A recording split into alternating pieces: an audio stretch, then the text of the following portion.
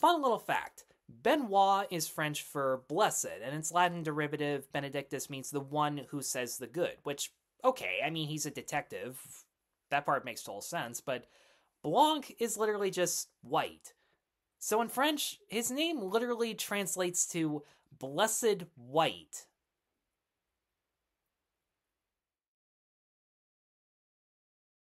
So Tyler, what mystery is Glass Onion and Knives Out Mystery trying to solve? Well, this time around, Detective Benoit Blanc, once again played by Daniel Craig, investigates a murder at the vacation home of this global tech giant played by Edward Norton, who's there with his nearly wealthy, successful, and very controversial friends played by Leslie Odom Jr., Kate Hudson, Kathryn Hahn, Jessica Henwick, Madelyn Cline, Dave Bautista, and how this crime seemingly connects to Miles' former business partner Andy, played by Janelle Monáe. How excited were you to check this out? I gotta be honest with you, at first I was actually bummed out that I didn't get tickets for this at TIFF, because that was one of the movies I actually was excited to check out, but after I heard some glowing reviews about it, the things people were praising had me so worried that when there actually was a last-minute showing added on, and it was available right at my fingertips, I just skipped it.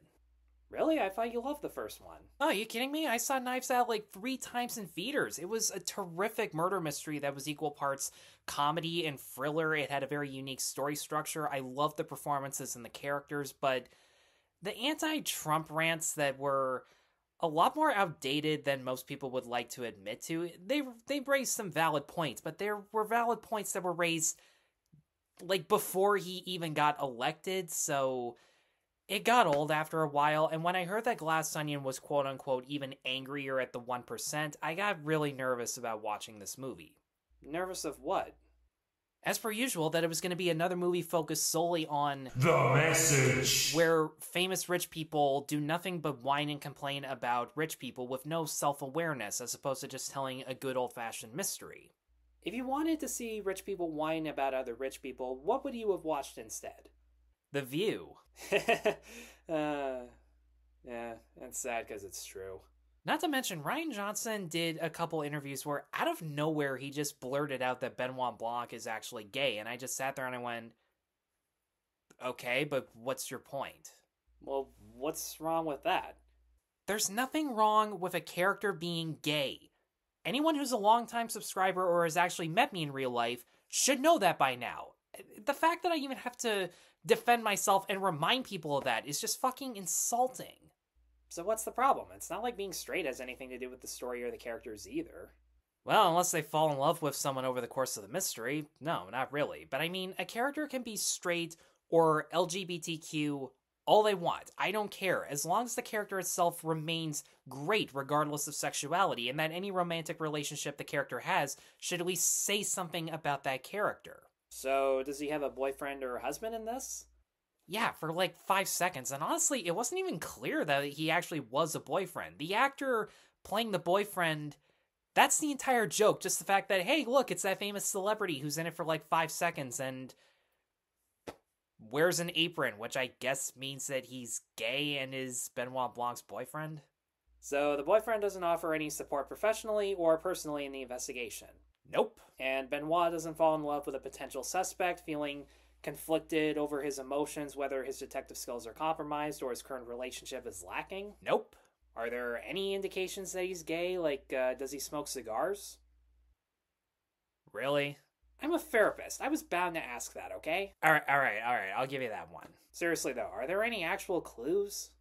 Well, apparently dressing up like a Ken doll with striped shirts and an ascot, or not wanting a dumb racist girl spreading her legs on your lap, that apparently means that you're not straight. So what do you think was the point of Benoit Blanc being gay?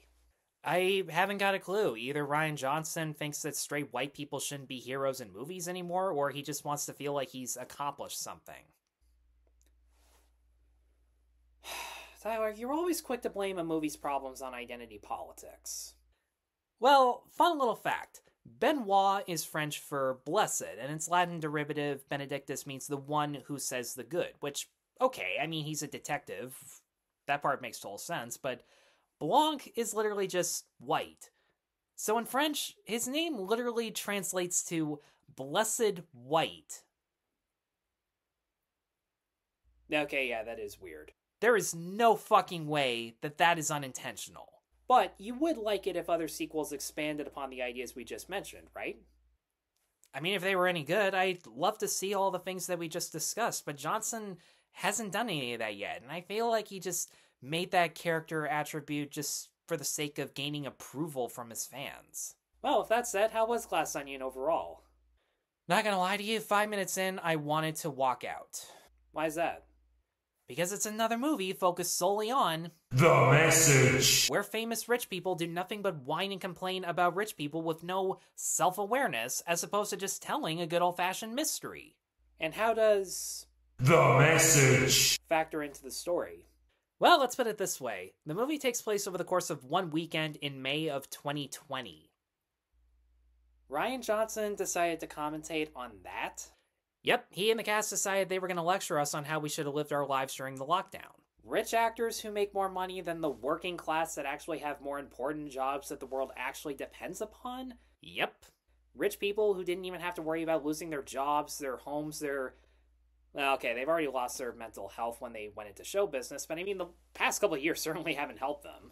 You left out people who were at least allowed to walk around maskless and make social contact with one another as they were making their movies and shows, and therefore got to experience some semblance of normalcy that millions of people were deprived of for months on end. And while we're at it, rich people who, by endorsing Big Pharma, one of the most corrupt systems in the entire world, take it from someone who writes prescriptions, the very kind of corrupt system I'm sure the movie attacked with no self-awareness or irony whatsoever, are going to tell us how to live our lives. Oh, if that wasn't enough for you, 5 minutes in after Kate Hudson, the racist of the movie, is throwing an anti-quarantine party, and after someone reads an anti-Semitic tweet goes, she just says, "Woke people are just so sensitive."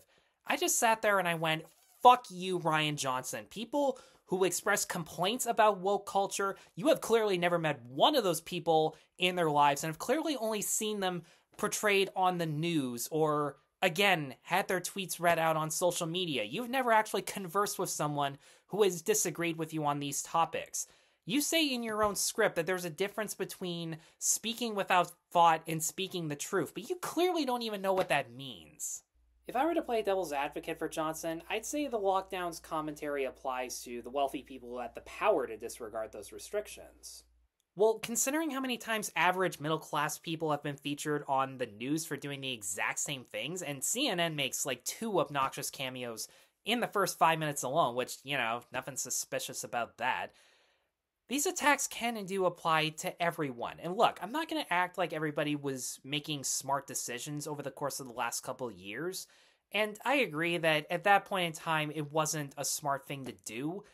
But the movie acting like it objectively has all the answers while simultaneously taking place in a period of time where we objectively didn't have all the answers was equally shitheaded.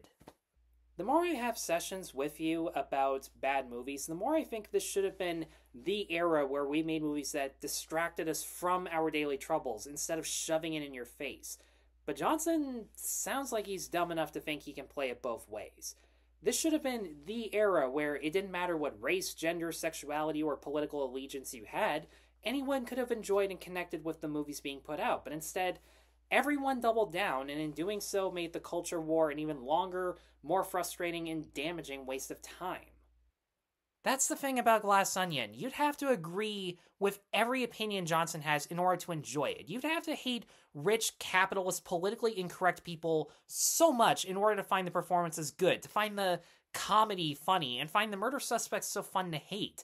I mean, every murder suspect in this has one sole character trait, that they're a rich, entitled asshole who acts smarter and more successful than they are, exists solely to make self-centered decisions or statements after another, because it fits Johnson's message about classism and first world privilege, not because it actually feels like something people would naturally do.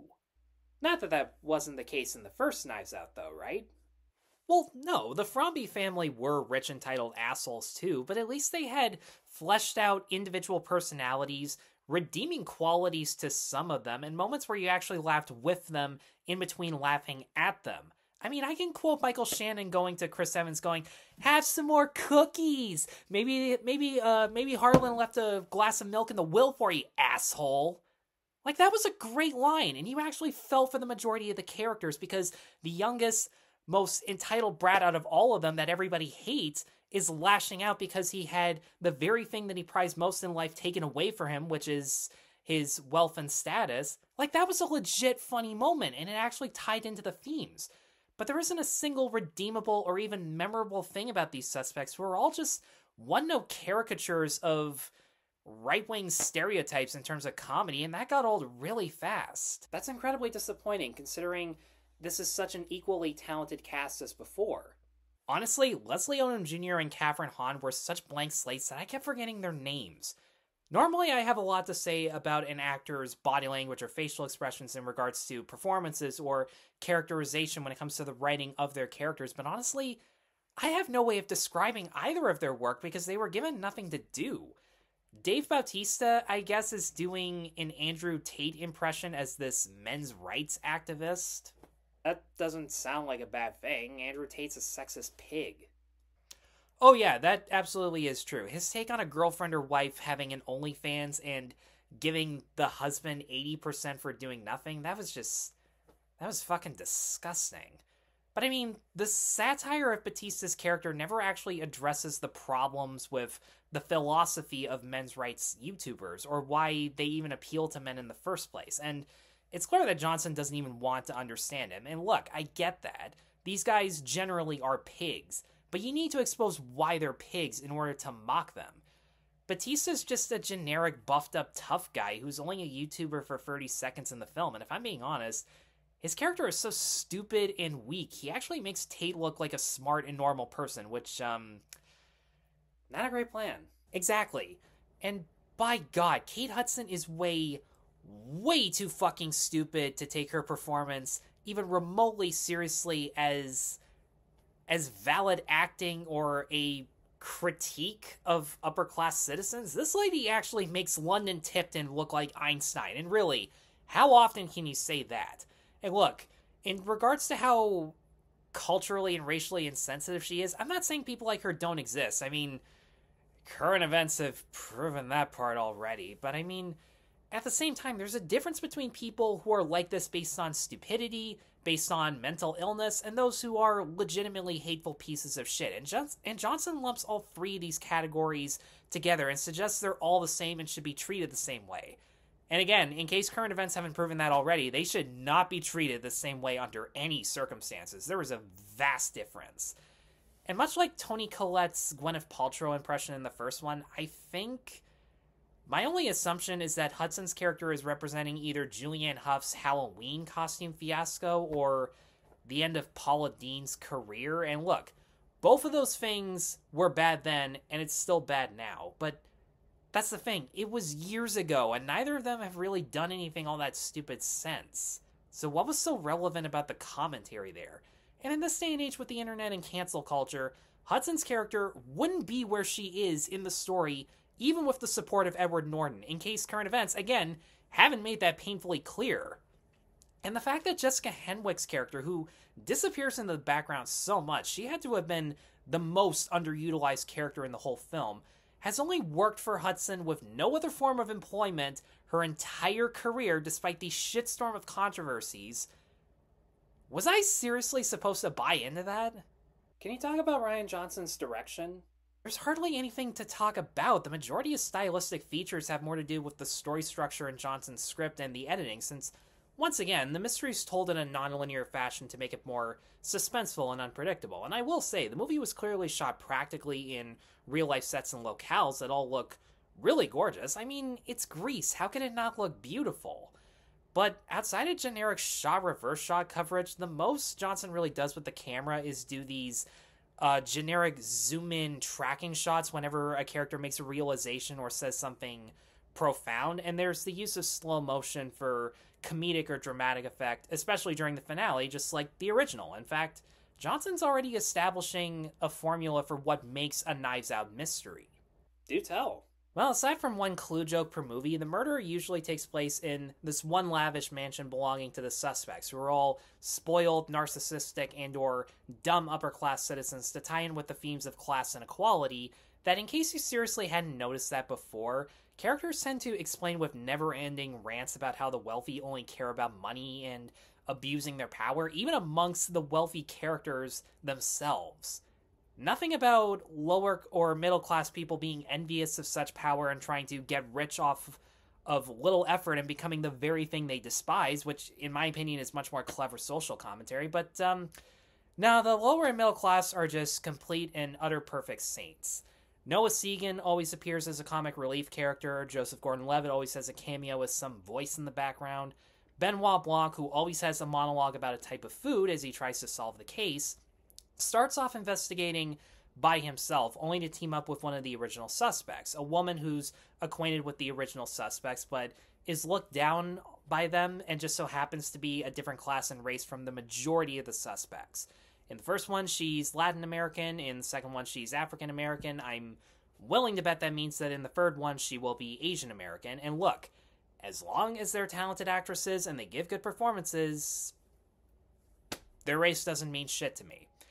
And thankfully, in both movies so far, the sidekick tends to give the best performance out of everyone in the cast.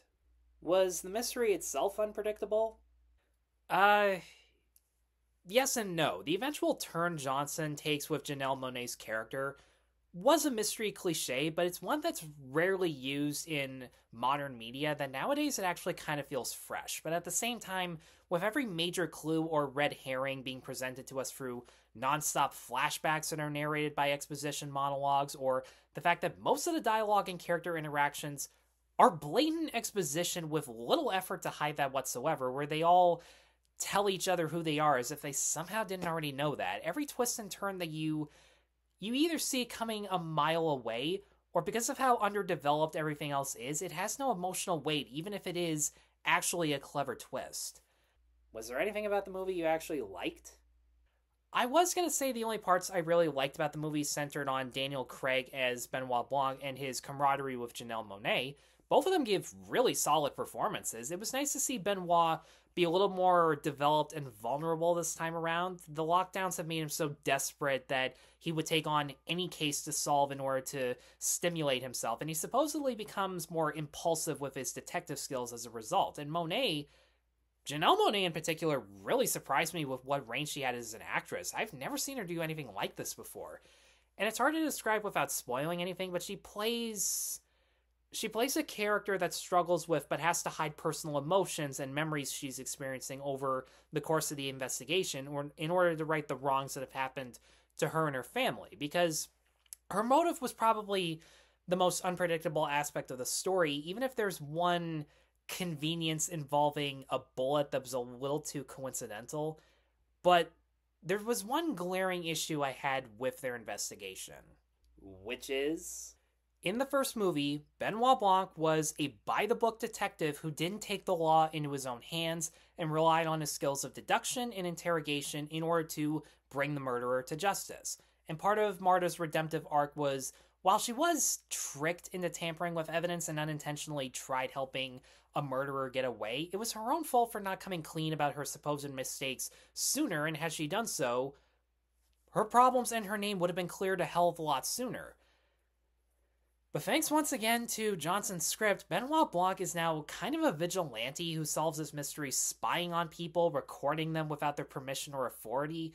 Part of me wonders if half of this investigation in the movie was even legal, which is interesting because he keeps going on and on about what his legal jurisdictions are, despite the fact that he condones ransacking people's places to look for clues when there are some serious repercussions that can come to that, even if he is right about the murderer.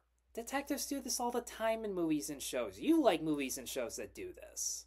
The difference between Mikhail Blomkvist and Benoit Blanc is that Blomkvist, when he breaks into a suspect's house, he faces consequences for it. He got tortured. He almost fucking died for it. Benoit Blanc in this movie just gets off scot-free regardless of what the outcome is, which again, I'm not going to spoil just because he turns out to be right. I mean, the finale even suggests that it's okay to lie your ass off if that's what it takes to bring bad people to justice. And I'm sorry, even though the villain in this is a complete scumbag who deserves to go to jail, that's a fucking terrible message to have. If the villain of the story lies about themselves, disregards the law to get what they want, why would you lie about what you saw or heard, like making false statements, which is perjury, crimes, and disregard the laws that come with such actions to get what you want. You may say it's for the best and the end justifies the means, but if you're using the same tactics as your adversaries to accomplish this, you are no better than them, and you deserve to be punished regardless, especially considering once it's discovered that you break those laws, which, of course, I'm willing to bet that no one discovers that they did break those laws, but if they did, the murderer would go free or would get less of a punishment. Is that everything? Yeah, that's everything. Well, in order to get you into a lighter mood and into the Christmas spirit, I'm prescribing Violent Night and a repeat viewing of Tar. Whatever makes me feel happier, I'm all for. Wonderful. And with that said, that's all the time we have for today's Therapeutic review. If you have seen Glass Onion and Knives Out Mystery, you more than likely disagree with us, so let us know in the comments below what you think of it. Be sure to like and subscribe, stay tuned for more reviews, and be sure to check us out on Patreon. Take care.